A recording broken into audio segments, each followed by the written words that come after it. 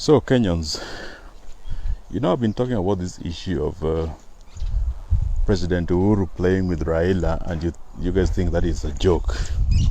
So, I want to ask you some questions about all these moves which are being seen, like the president is fighting, is fighting his deputy president, and the president is doing this and that to the deputy president. The deputy president is being denied access to some government offices or some government services, and his security being withdrawn, which I all think that are moves meant to just make him popular. These are just content for his campaigns.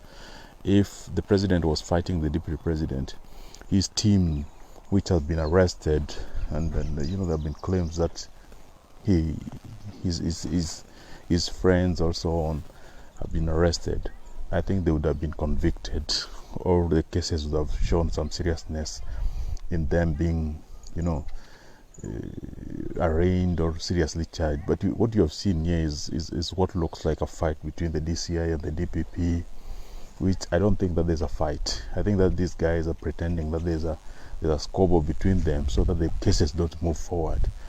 And what is happening is that the president is making the deputy president popular by all these claims of denial of service, denial of attention, denial of access to government. There's nothing really happening here. The president is basically campaigning for the deputy president, and when the time comes right, the deputy president will be too powerful to be ignored, to be even denied access, denied a chance to run or to be the president of Kenya. I think by January, February, if things continue as they are, there will be nothing else to stop the deputy president from becoming the president of Kenya. So I think basically Ruto and Uhuru are the two people who know that they are fighting. They're campaigning for William Ruto to be the president. And I think all these other people, including the handshake, the BBI, are just tools for the trade. And so Kenyans are going to be left as fools. It is not wrong for the president to campaign for his preferred successor. I just think that he needs to be honest and to tell Kenyans that I've decided to have Ruto succeed me as a president.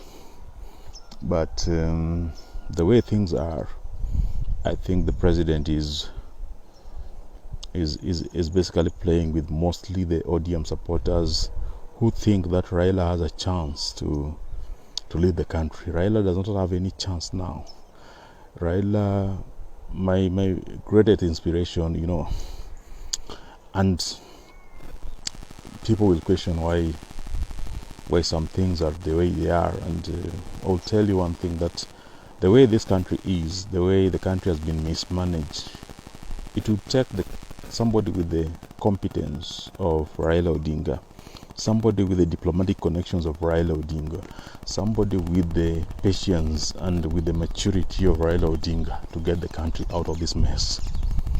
But what is coming out is that Raila anapewa changa la macho, and the Swahili say that changa la macho is, you pour sand on somebody's eyes to blind him before he sees the real jab coming, the real fist which is going to hit his face.